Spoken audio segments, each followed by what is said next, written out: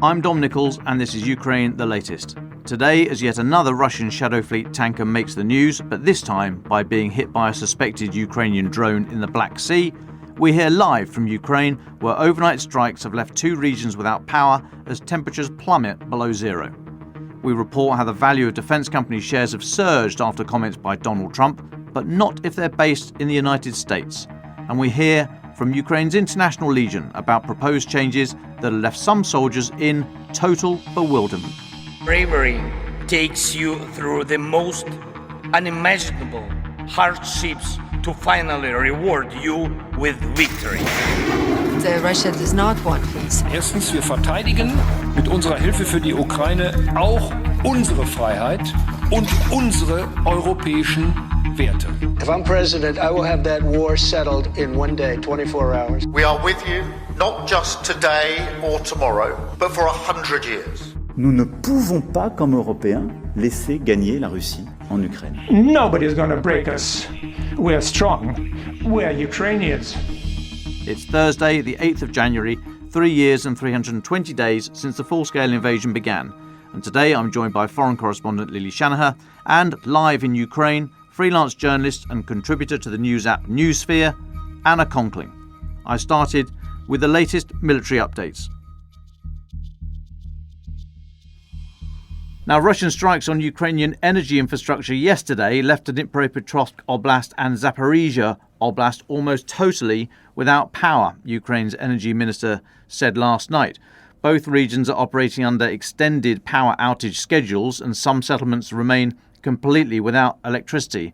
Now, these schedules are reported to the public in advance, so people can try to organise themselves to a certain degree, but it still makes life very hard. Zaporizhzhia Oblast Governor Ivan Fedorov said this was the first total blackout across the entire region in recent years, but all services were on site from the very first minute. I think he means services to repair the damage on site at the very first minute. He said Zaporizhzhia Oblast was left without power from around 10 p.m. last night, with electricity and heating only starting to come back online at 3 a.m. this morning. That's bad enough. But then when you look at the weather right now, it's absolutely freezing across Ukraine. Daytime highs expected in the next few days to be no higher than minus 10 Celsius. That's 14 degrees Fahrenheit. We're going to hear live from Kyiv shortly with Anna to hear exactly what the impact is and how the country is getting through these winter months.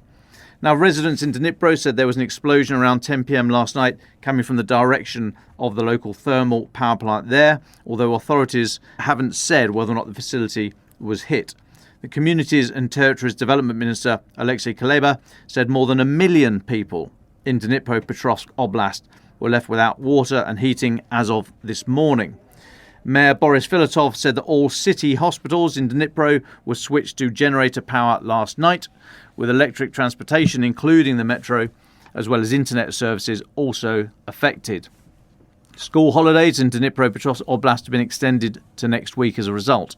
Some power services to critical infrastructure facilities across the oblast have been restored, but not all. On the ground, no major moves in the war, but 1,400 Russian casualties yesterday, according to Ukraine's general staff. Casualties being killed, wounded, missing or captured. 97 drones fired by Russia, of which 70 were brought down, so 27 got through, striking across the country. Now, just breaking in the last couple of hours, there's news of another attack on a Russian Shadow Fleet oil tanker heading, we're told, to the port of Novorossiysk on the Black Sea coast. As freelance journalist Tim White says, this is likely Ukraine's direct sanctions rather than a White House operation.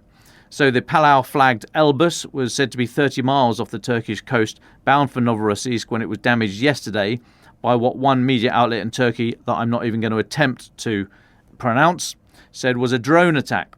We're told that the Elbus has sustained damage to the upper part of the hull and is now being towed to one of Turkey's ports. I have seen imagery online, unverified, of a large plume of smoke coming from a tanker purporting to be from the Elbus, but not verified, hence we're treating that with caution. Now, US, Ukrainian and Coalition of the Willing officials continued their talks in Paris yesterday after that main meeting on Tuesday. The newly appointed Ukrainian Presidential Office head, Kirill Budanov, said yesterday that the negotiations achieved tangible results, but that he wouldn't disclose any further details.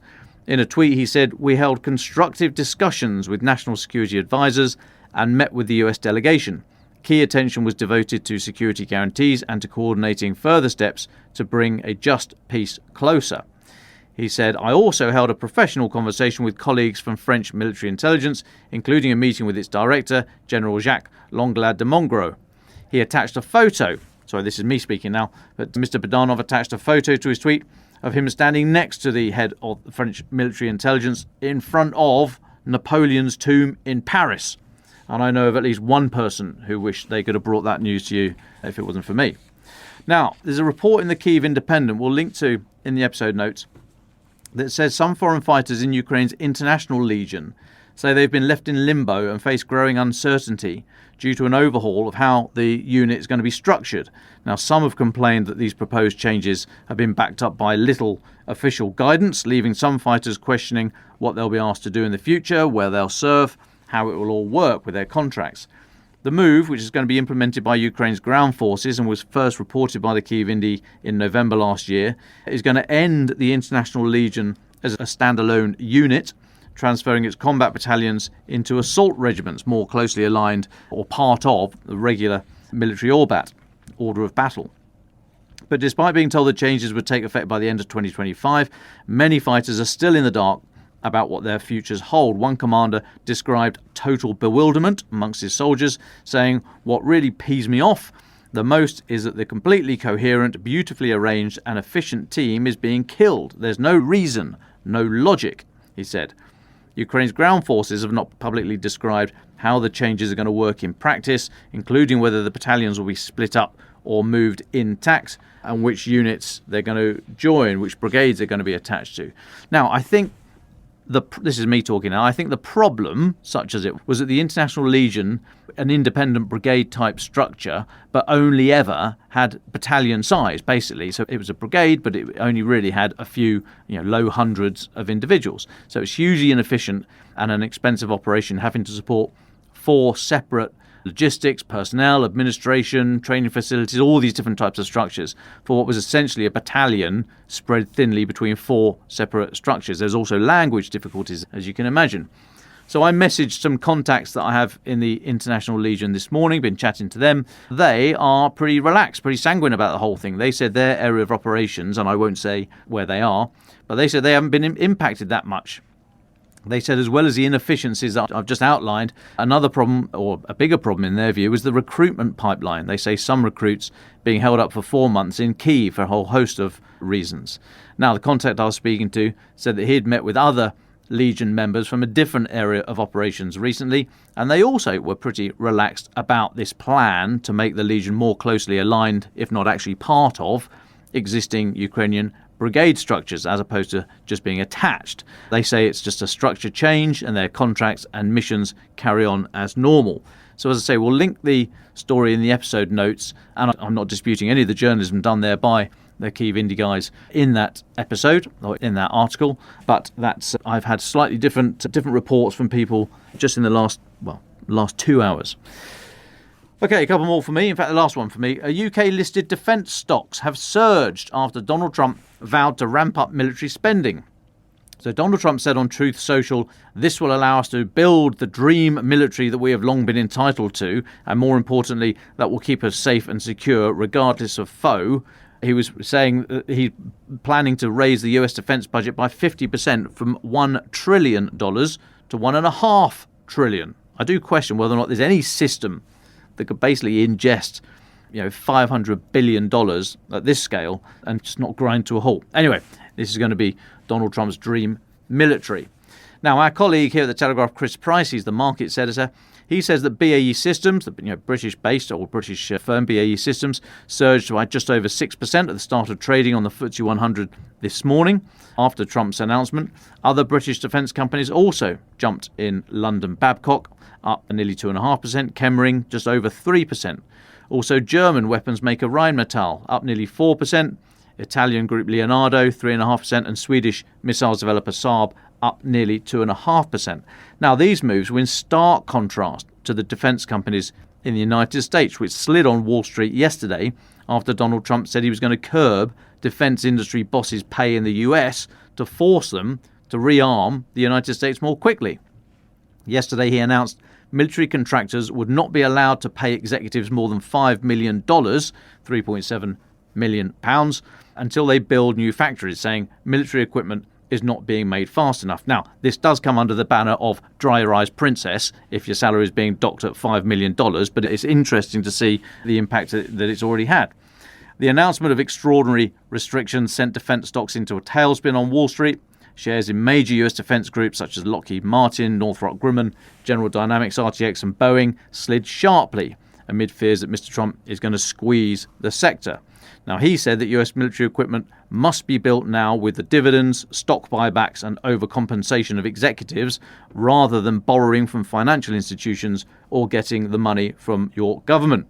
He added that executive pay, and I must say this is a little bit rich coming from the Donald, he said that executive pay in the sector was exorbitant and unjustifiable and warned that the firms are delivering military equipment too slowly. Announcing the defence budget boost, Mr. Trump said, "I have determined that for the good of our country, especially in these very troubled and dangerous times, the military budget for the year 2027 should not be $1 trillion, but rather $1.5 trillion.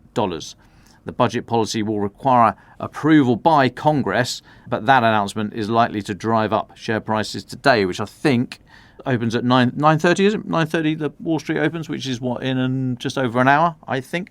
Anyway, if you are a defence executive in the US paid $5 million salary, please do let me know. Let me know what you think of all this. Let me know how it's going to go down, what impact it will have.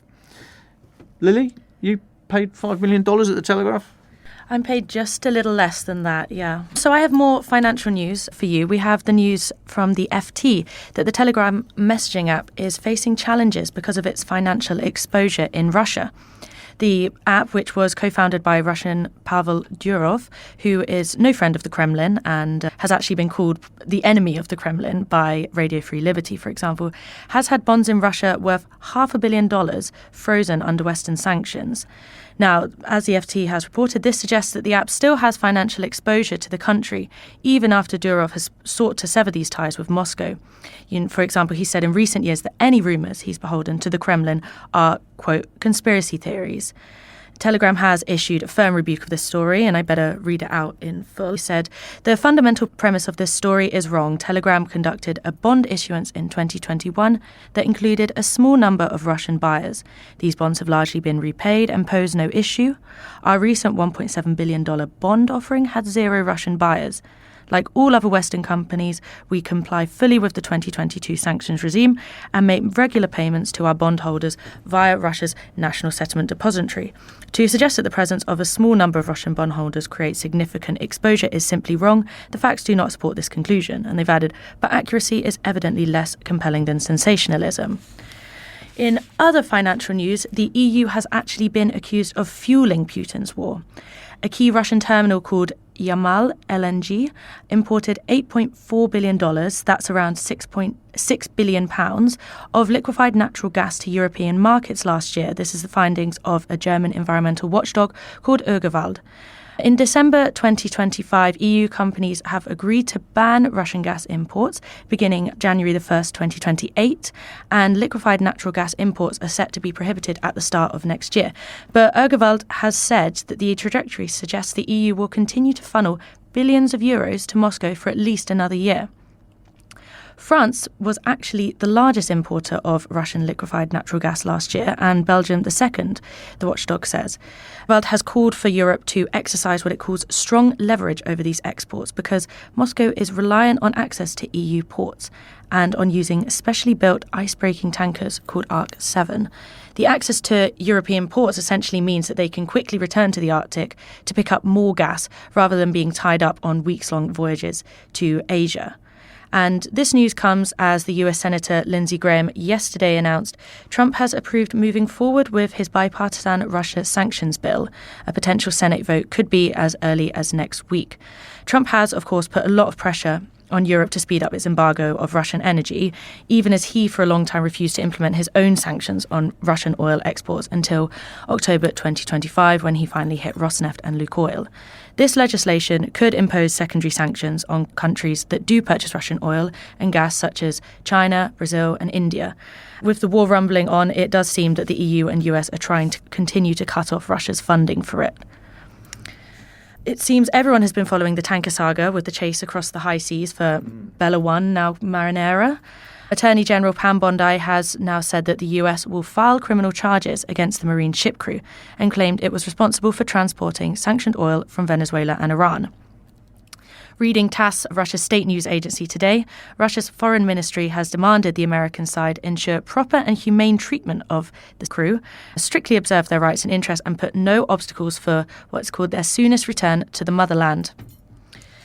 Moving over to UK Parliament, there was a discussion yesterday about Starmer's proposal to deploy troops to Ukraine in the event of a ceasefire deal during the Prime Minister's questions. As you're already aware, France has also said it would deploy troops, and now news is coming through that several hundred Lithuanian soldiers could also potentially be sent, according to the country's Minister of Protection. This has unsurprisingly been rejected by Russia. The Russian Foreign Ministry has today called these militarist declarations, leading to an axis of war, and said Western troops would be legitimate targets. Starmer has said that he would give MPs a vote on boots on the ground, as well as a debate on any potential military action. But Nigel Farage, the leader of Reform UK, who has made no attempt to hide his ambitions to get into power at the next election, told Times Radio that he would vote against deploying troops to Ukraine as part of any ceasefire deal. He said that Britain doesn't have the manpower or equipment to enter a military operation without a fixed timescale, and has also downplayed the coalition of the willing, saying it's just two countries, the UK and France. Labour responded by calling him Putin's puppet and has accused him of not backing Ukraine enough. Now, Farage has obviously faced criticism for his past comments on Russia after the invasion of Ukraine, once saying, if you poke the Russian bear with a stick, don't be surprised if he responds, but has sort of strengthened his condemnation of it. Yeah, just on that, when I saw that, I mean, he's factually incorrect, Nigel Farage, there, when he says that Britain can't maintain what does he say, open-ended or enduring or no-end date military thing. I mean, that's what we're doing in Estonia at the moment, part of the Enhanced Forward Presence mission, NATO's EFP mission, which was put in place after 2014, after Russia's invasion of Ukraine in 2014. So we do keep a battle group, occasionally two battle groups, in Estonia. Now, any force that goes into Ukraine would undoubtedly include that. So question mark then about, OK, well, what happens to the Estonian border? Fine, that is a legitimate question, one for another day. But that is an open-ended military commitment in Estonia. We rotate troops through there every 6 months. That's been going on 4 years. So Farage is wrong when he says that Britain can't keep an open-ended military commitment. The scale is a perfectly legitimate question. I wrote yesterday after I interviewed former Defence Secretary Ben Wallace, and that was on yesterday's podcast, and there's an article in today's paper. Now, he spoke about it as well. So, it would basically consume the British Army to put a full-fat brigade in the field with a brigade headquarters, plus also having a divisional or corps headquarters, maybe the ARC, the Allied Rapid Reaction Corps, because, as co-leaders of this coalition, the willing, Britain has a kind of moral responsibility to do a bit more. Long-winded way of saying that there are standing forces on an enduring military campaign right now that could be used, undoubtedly would be used. So Farage is wrong. Yes, absolutely. But there is a sort of a precedent for Parliament voting to block the UK from taking military action overseas as well. For example, in 2013, Lord Cameron was forced to abandon plans for Britain to take part in military strikes against Syria after a defeat in the Commons, orchestrated by then Labour leader Ed Miliband. So perhaps he's going off that, or perhaps he's just criticising Starmer, who's his opposition. Maybe. We then have a concerning story, actually, from our Paris correspondent Henry Samuel. This is the news that an exiled Russian journalist has been found dead after falling from the window of his 7th-floor home in France. Reports said the 38-year-old, who has not yet been named, had received, quote, death threats before he was found dead on the outskirts of Paris yesterday. According to French newspaper Le Parisien, the man fell from the window of an apartment in Meudon, southwest of the capital. This is an area with a strong century-old Russian community. following on from the Russian Revolution. Emergency services took the man to hospital, but he died shortly afterwards, unfortunately. Police found a chair placed in front of the window and letters written in Russian. They also reportedly found medicine in a bin inside the flat. Although suicide is the leading theory at this stage, the Nanterre Public Prosecutor's Office has opened an investigation, quote, to determine the cause of death and shed light on, quote, the victim's personality. This has echoes of a story from last October when the former head of the Soviet newspaper Pravda was found dead in Moscow. 87-year-old Vyacheslav Leontiev was suspected to have thrown himself from the window of his fifth-floor flat in the west of the Russian capital after suffering a, quote, nervous breakdown, a police source told TASS at the time. It's a shame. Now, thanks, Lee. We'll come back to you a little bit later. I'm very pleased now to turn to our friend and colleague Anna Conkling, freelance journalist, contributor to the Noosphere app. Anna, you're in Ukraine now. You've been there for a little while, I think, on your latest trip through. How are you? Where are you? And what's happening? And I hope you've got a big hat on. Hello, Anna. How are you? Hi. Right now in Kyiv, the whole time I've been here for the last 3 days, there actually hasn't been any air raid alarms or any attacks. So I think everybody in Kyiv is just waiting for the next attack to occur. But elsewhere in Ukraine, there are obviously attacks all the time. And I think that the main problem for people in Kyiv right now is in the last few days is the power outages. Because last year, there wasn't really a lot of power outages during the winter months. And it definitely wasn't as cold as it is right now. I don't remember it being this cold really at any point in the winter. But these blackouts that are happening are just really posing really big risks for the people that are staying at home. They're having to sit in black apartments with no electricity, no outdoor light because it's pretty grim outside, and just waiting for the power to turn back on. A lot of people have generators outside of their businesses, but even the generators don't work properly. So if you go to some coffee shops, they'll say, I'm sorry, we can't make you espresso, for instance, because we don't have electricity right now. But then elsewhere in Ukraine, I've heard that there's also no electricity, but there's no hot water in places like Dnipro. Or I've heard in the past when I was in Donbass in November that there was no heating, no hot water, and no electricity in Kramatorsk and Slavyansk. So the situation that's really hurting because they're not only an inconvenience, but they can be dangerous.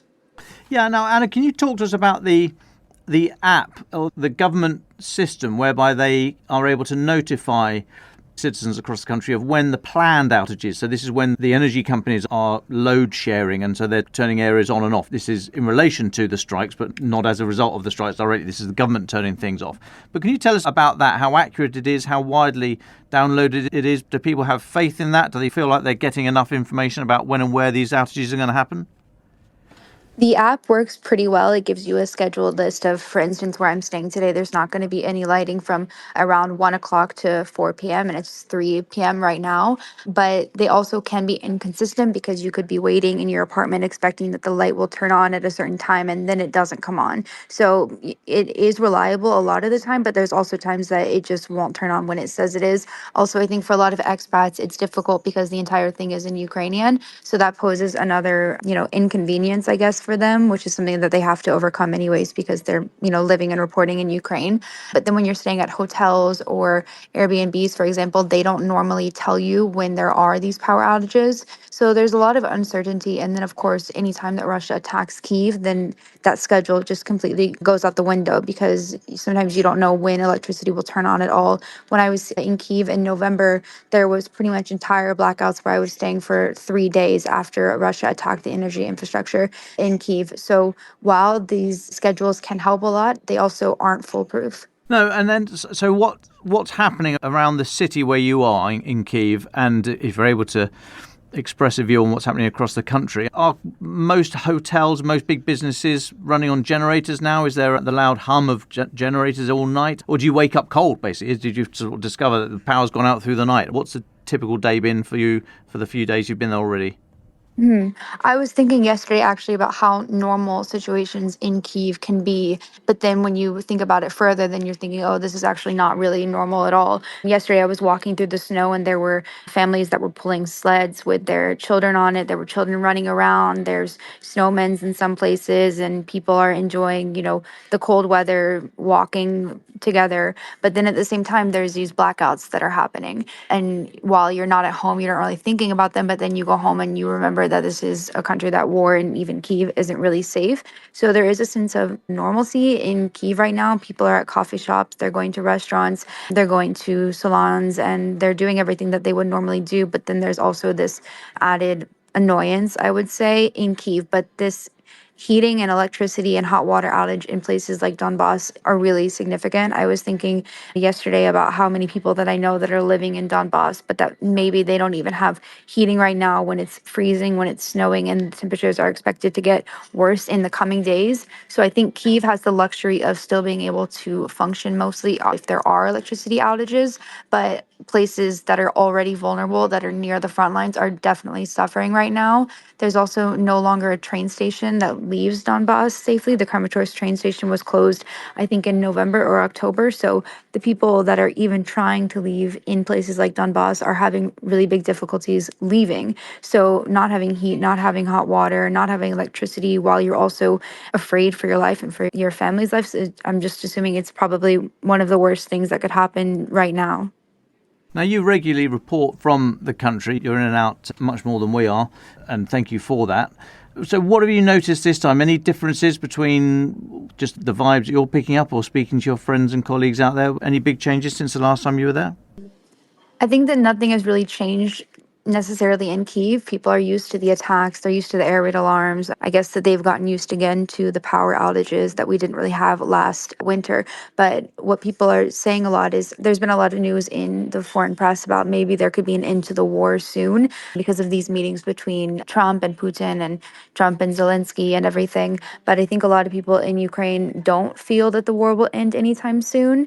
And they think that anything can happen in 2026, but that it probably won't be good for Ukraine. I was speaking to a friend yesterday who was saying that maybe Russia will try to reinvade from the Belarusian border, which means that they could be trying to make some sense to get closer to Kyiv again. Donbass is almost completely occupied by Russia right now, and Kharkiv is suffering. I know the Russians are getting closer to the Zaporizhia region, so there's a lot of uncertainty, but I think a lot of people here don't feel that anything good is happening in Ukraine right now. Thank you. One more for me. I know Lily's got a couple of questions. And it was basically, I was going to ask that about the foreign press or what is doing the news there. And I wonder what the view was of the Paris meeting earlier this week. And if you've seen anything on attitudes towards Mr. Bogdanov moving on from being the head of the military intelligence to take over Andrei Yermak's position in the head of the president's office. I mean, it's quite a significant move. Is that the chatter in the coffee shops? I was speaking to a friend a few days ago who was saying that this is if J.D. Vance became the leader of the CIA or something. It's just somebody that's completely not qualified for what's ahead of him. That's not really something I've heard much since I got to Kyiv, really, because a lot of the Ukrainians that I know try to not think about the news all of the time because they're focused more on their day-to-day survival.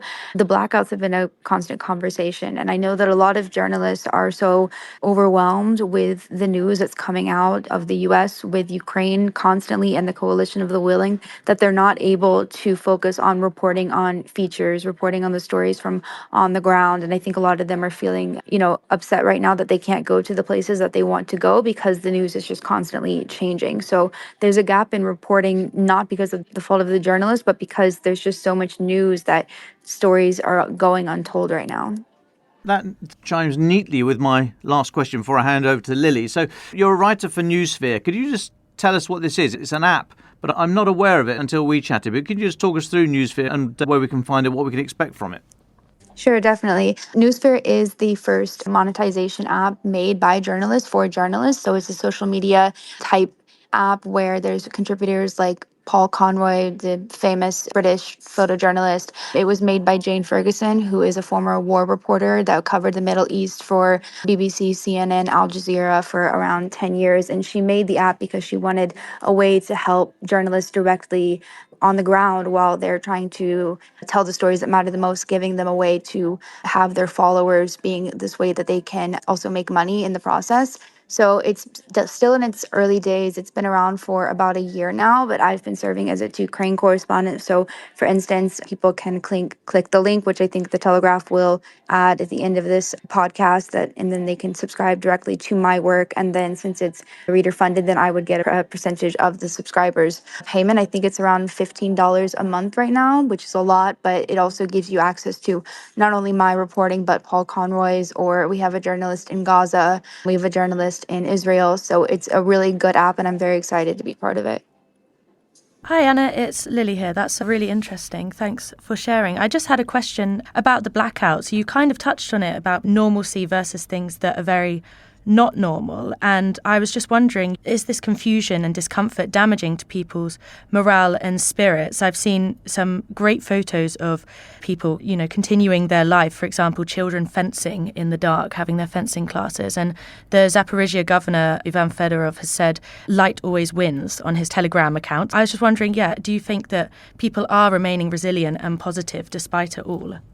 I think that's definitely something that Ukrainians are very good at, is remaining resilient and strong despite the circumstances, because this war has been going on for nearly 4 years. The 4-year anniversary is in a little bit over a month, but Ukrainians still refuse to let the war define them. They're still going about their lives as best as they can. The power outages are annoying, but they always have their power banks charged. They always are prepared. I read an article earlier today about these blackouts that were happening in Berlin and how Ukrainians were helping their neighbors, helping them try to understand how to operate during the blackouts. So I think that Ukrainians are very proactive and they're continuing their days. They're still going to gyms if there's no electricity. I think that they have a spirit that's pretty much unbreakable at this point.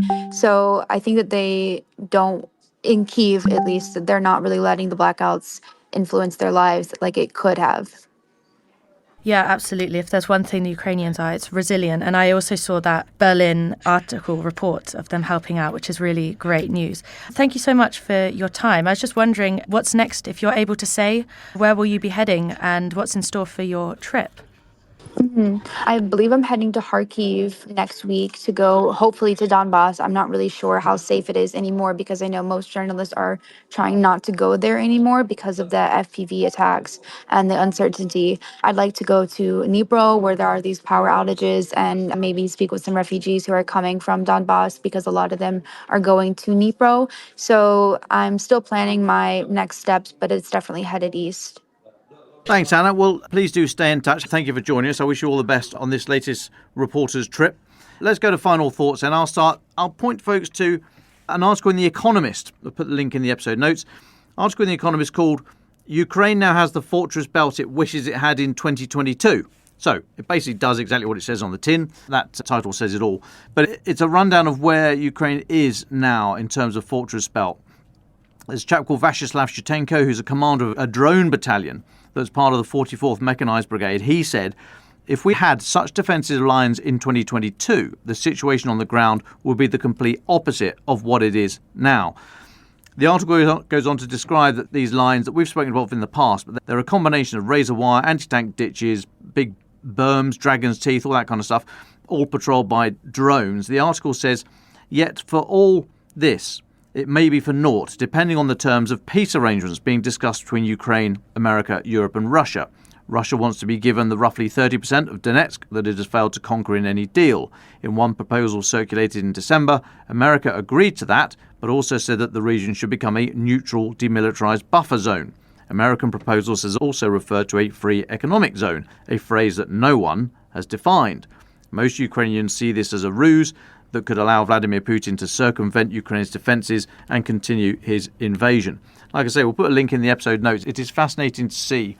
It's actually a very small piece of land, i.e. these defensive belts are just small numbers of hundreds of metres deep, albeit running for hundreds of kilometres long. But, it is back to the age-old, you're talking First World War, American Civil War, it's ground. What stops ground? What stops humans moving? Largely razor wire and ditches. What stops tanks moving? Berms, ditches, dragon's teeth. It's not rocket science. It's the same old physics. Very interesting. But as we've said we've been reporting on this for years, and I know our friend and colleague Francis Farrell at the Kyiv Independent, he's been very hot on this topic, holding the Ukrainian officials' feet to the fire over why it took so long for fortifications to be built, and they are not complete everywhere. They seem to be good in the Donbass. They are less good to the southwest around Mariupol. That's one of the reasons why Russia seems to be gaining some ground there, albeit tiny advances. But no, fascinating, this subject of fortifications. Do go and have a look at that article in The Economist if you're able to. We'll put the link in. Lily, got any final thoughts for us?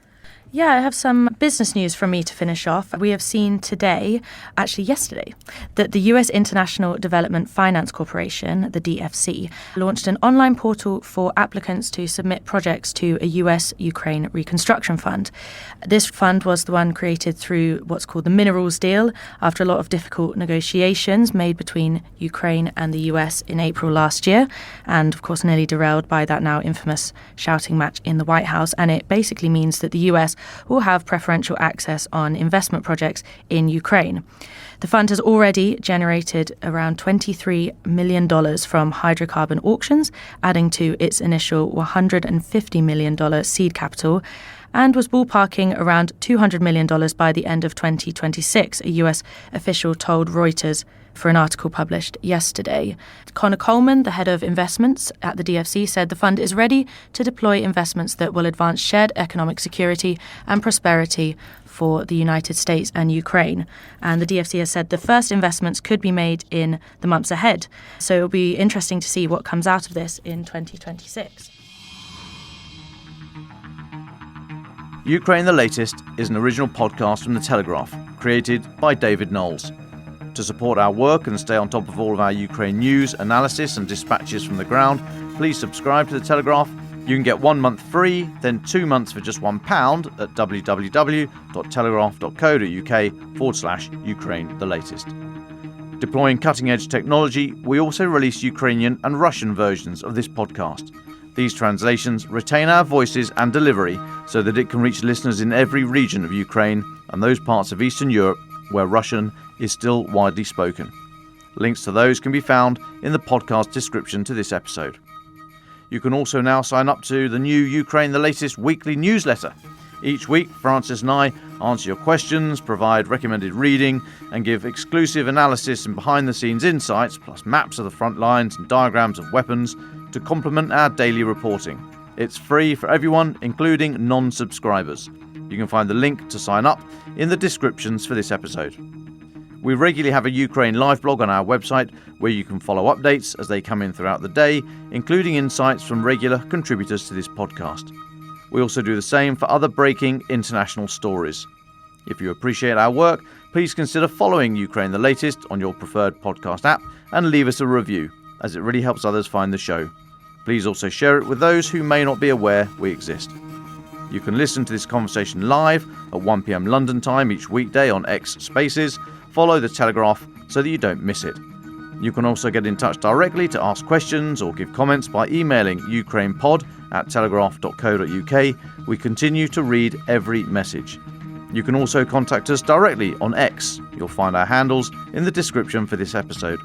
As ever, we're especially interested to hear where you're listening from around the world. Executive producers are Francis Durnley, Louisa Wells, and David Nicholls. My name is David Nicholls. Thank you all for listening. Goodbye.